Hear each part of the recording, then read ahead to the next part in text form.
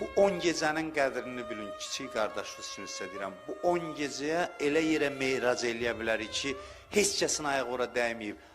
10 gecə bu məclislərdə çox önəmlidir. Evdən də bəzi adamlar deyib, gələ bilmirik, baxırlar.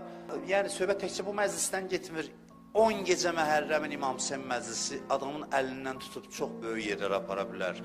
Bu sözümə qiyamətdə şahid duracam. Bax, burada indi deyirəm, qiyamətdə görüşərik. Bu 10 gecə çox mühümdür həyatda. Yeri var adam bütün işlərini təxirə salsın, buna vaxt ayırsın. Bu elə belə bir şey deyil. Bu çox mühümdür. Hər gecə bir irfan mərhələsidir. İmam əlimizdən tutub aparır.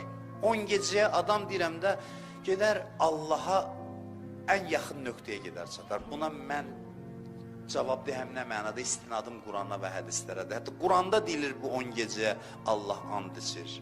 Və ləyalin əşr.